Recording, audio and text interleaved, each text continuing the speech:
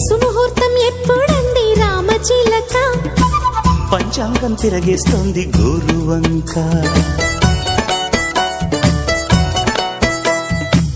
అటు చూడు ఏం చేస్తోందా తేనెటీగా